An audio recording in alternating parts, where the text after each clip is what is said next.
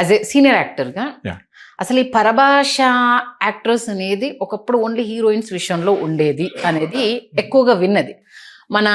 మన తెలుగు వాళ్ళు ఇలా ఎక్స్పోజ్ చేయడానికి ఇంట్రెస్ట్ చూపించకపోయేవాళ్ళు, పేరెంట్స్ కూడా ఎంకరేజ్ చేయకపోయేవాళ్ళు, కాబట్టి హిందీ నుంచి అక్కడ ఇక్కడ హీరోయిన్స్ని ఎక్స్పోర్ట్ చేసుకున్నారు అనేసి యాక్సెప్ట్ చేశారు. అసలు మిగతా క్యారెక్టర్స్కి ఈ పరభాష నటుల్ని ఎప్పుడు ఎక్స్పోర్ట్ చేయడం అనేది స్టార్ట్ అయింది మన ఇండస్ట్రీలో? అసలు ఫస్ట్ మీకు తెలుసులేదు, ఫర్ ద లాస్ట్ 15 years ఈ టీవీ ఇండస్ట్రీకి మన గ్రూప్కి నేను వైస్ ప్రెసిడెంట్గా పనిచేస్తున్నాను. సో మాకు బాధ్యత ఉంది యాక్చువల్గా చెప్పాలంటే. చేసుకుంటూ వచ్చాం చాలా వరకు. ఒకసారి ఒక దశలో అయితే తెలుగు సీరియల్స్ అనేవి ప్రొడ్యూస్ చేయడం అనేది తగ్గిపోయింది టోటల్గా. ఇతర లాంగ్వేజెస్లో హిట్ అయినటువంటి సీరియల్స్ని డబ్ చేసేసి వేసేస్తూ వచ్చారు. అప్పుడు టోటల్గా జీరో అయిపోయింది. హవా నడిచిపోయింది కదా డబ్బింగ్ సీరియల్స్ అన్నింటి. అసలు మొత్తం జీరో అయిపోయింది. ఇక్కడ ఉన్న ఆర్టిస్టులకి అసలు వర్క్ జీరో అయిపోయింది. మొత్తం డబ్బింగ్ సీరియల్స్. ఇది వాస్తవం కూడా మంచి సీరియల్సే వచ్చాయి. తమిళ్లో పెద్ద హిట్ సీరియల్స్, ఇతర లాంగ్వేజ్లో కూడా పెద్ద హిట్ సీరియల్స్ వచ్చినటువంటి అన్నీ కూడా తర్జమా అయిపోతున్నాయి. జనాలు కూడా జనాలకి ఏంటంటే మనం ఏం అలవాటు చేస్తే దానికి అలవాటు పడిపోతారు. పైగా ఇంట్లో ఫ్రీగా కూర్చొని చూడటం, డబ్బు పెట్టేది కూడా కాదు. అవి ఎంతలా అంటే చెప్తున్నామా, సీరియల్ పేర్లు కూడా కోడల పిల్ల, ఈతరం ఇల్లాలు, చిన్నారి పెళ్లి కూతురు, ఇవన్నీ మెసేజ్ ఓరియంటెడ్ గా ఉండడం అనేది మంచి క్వాలిటీ సీరియల్స్. మెటల్ సవడని కానీ చాలా అద్భుతమైన serials. We cannot deny it. మన వాస్తవాన్ని మనం ఒప్పుకోకుండా ఉండలేం కదా. మంచి సీరియల్స్ వచ్చాయి. అండ్ సైమల్టేనియస్లీ కొన్ని మోరల్స్కి స్టిక్ అయినటువంటి ఛానల్ కూడా ఉంది. ఆ రోజుల్లో సుమన్ గారు ఈటీవీ అనేటటువంటి కొన్ని మోరల్స్కి కట్టుబడినటువంటి ఛానల్ ఒకటి ఉందండి. మనం వాస్తవాలని తృణీకరించలేం.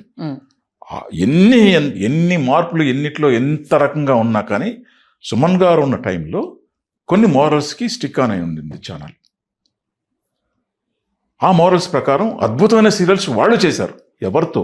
ఇక్కడ ఉన్నటువంటి ఆర్టిస్టులతోనే చేశారు. పెద్ద హిట్స్ ఆయన కూడా ఇచ్చారు.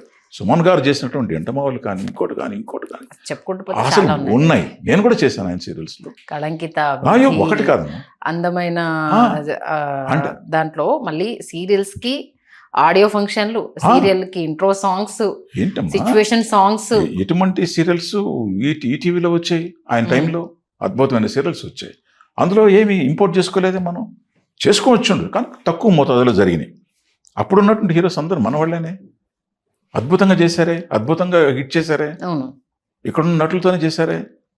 ఆ రోజు క్వాలిటీ ఇచ్చామే, ఈటీవీ వాళ్ళు ఇచ్చారే. బికాస్ అక్కడ ఉన్నటువంటి వ్యక్తిని బట్టి ఉంటుంది. ఓకే, ఆయనకి అలా మైండ్ ఉంది, ఆయన మీద ఆయనకి నమ్మకం ఉంది, చేశారు. ఆ దశలో అప్పట్లో ఉన్నటువంటి నెంబర్ 1 ఛానల్స్ కొన్ని ఇంపోర్ట్ చేసుకున్నాయి. సీరియల్సే డైరెక్ట్గా చేసుకొని అవి కూడా హిట్ అయినాయి. అవి కూడా జనాలకు అలవాటు పడేలా చేస్తుంది. కాలక్రమంలో ఏమైపోయింది, మొత్తం అయ్యి అయిపోయినాయి. మొత్తం అయ్యి అయిపోవడంతో వర్క్ జీరో అయిపోయింది. సో ఆ దశలో మనం ఏం చేద్దాం అని ఒక ఉద్యమాన్ని నడిపాం. చాలా పెద్ద ఎత్తున చేశాం. మా హయాంలోనే, మా పరిపాలనలోనే మేమే ఉద్యమం నడిపినప్పుడు అప్పుడున్నటువంటి మా సెక్రటరీ విజయ్ యాదవ్ గారు హంగర్ స్ట్రైక్ వెళ్ళాడు. చేసాం. చిన్న తప్పులు దొర్లే అంటే కొంతమంది చిన్న ఎమోషన్కి లోనై ఛానల్స్ మీద రాళ్ళు వేయడం జరిగింది. అది ఎవరో కొంచెం ఆవేశానికి లోనై చిన్న తప్పులు చేశారు తప్ప. సో ఎనీహౌ దానికి సఫర్ అయ్యారు పాపం. కొంతమంది ఆర్టిస్టులని అరెస్ట్ చేయడం జరిగింది. చాలా కాలం పాటు వాళ్ళు ఆ కష్టాన్ని భరించక తప్పలేదు. అందులో చాలామంది, మా ప్రభాకర్ కానీ, మా విజయ్ యాదవ్ కానీ, ఇట్లా చాలామంది, ఆ రోజు శ్రీరామ్ కానీ, కొంతమంది మీద నేరం మోపబడింది. పాపం వాళ్ళు సఫర్ అయ్యారు. మధుమణి అని, ఇట్లా బెంగళూరు పద్మ అని, ఇలా పాపం కొంతమంది రిస్క్ చేశారు.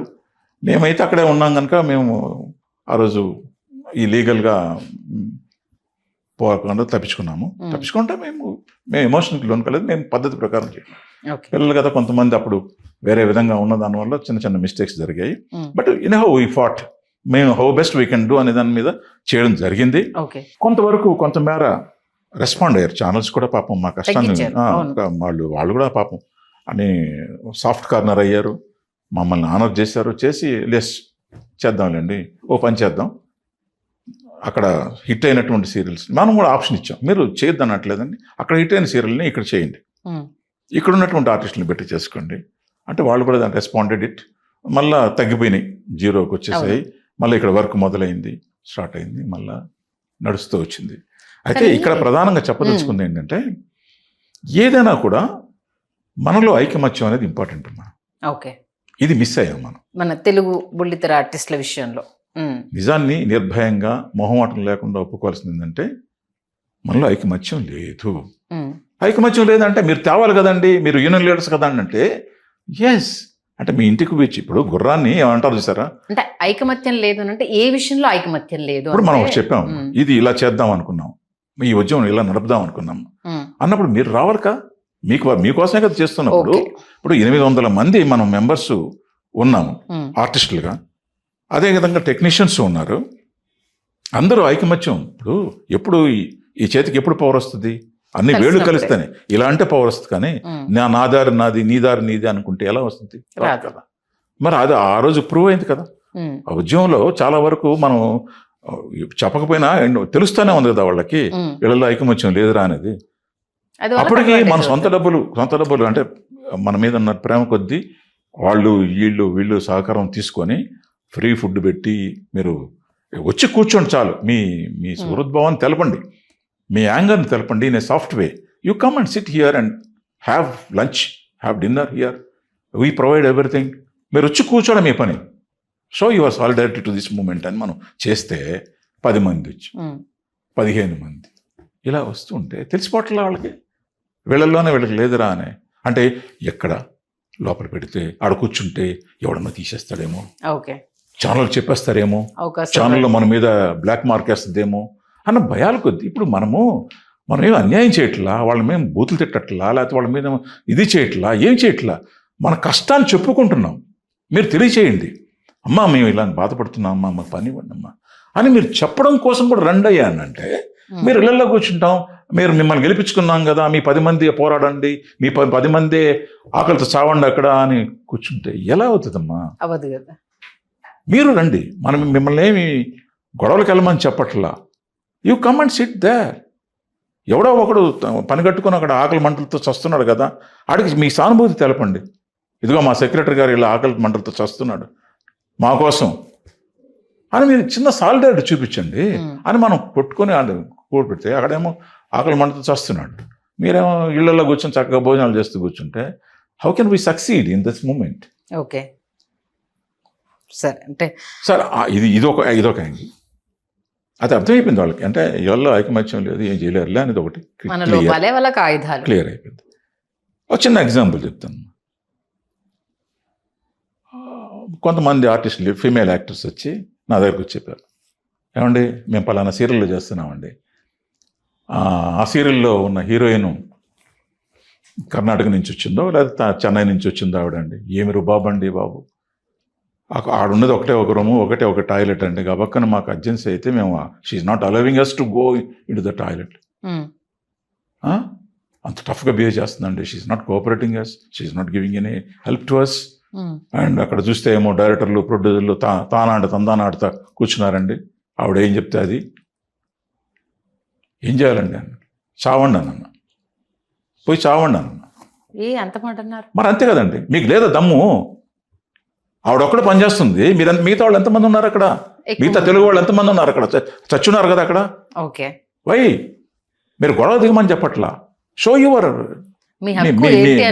చెప్పండి సార్, ఏంటి సార్ ఇది చెప్పండి, అది కూడా చెప్పలేరా? మీ నిరసన ఒక సావధానంలో చెప్పలేరా? మీరు మేము గొడవ పడమని చెప్పట్లా.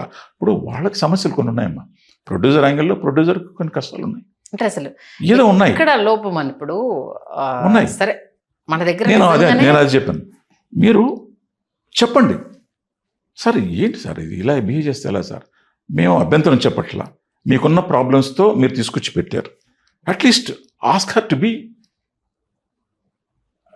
To show some solidarity to us. మా పట్ల చిన్న సానుభూతి చూపించమని. టాయిలెట్ ఒకటి ఉంది, యూజ్ చేసుకోకూడదా మేము? ఆవిడ రూమ్ అంటే ఆవిడే పర్సనలేనా అది, దాంట్లోకి మేమన్నా అంటరాని వాళ్ళమా? మీరు చెప్పలేరా? చెప్తే మమ్మల్ని ఇక్కడ తీసేస్తారు అని భయాలు. ఇలా ఎవరికోళ్ళు స్వార్థంగా ఆలోచిస్తే ఎలా అవుతుందమ్మా? నేను చెప్పి గొడవ దిగమని చెప్పట్లా, జస్ట్ చెప్పండి, అడగాలి. అడగండి. సార్ ఇలా అయితే రాలేము సార్, చేయలేము సార్ చెప్పండి.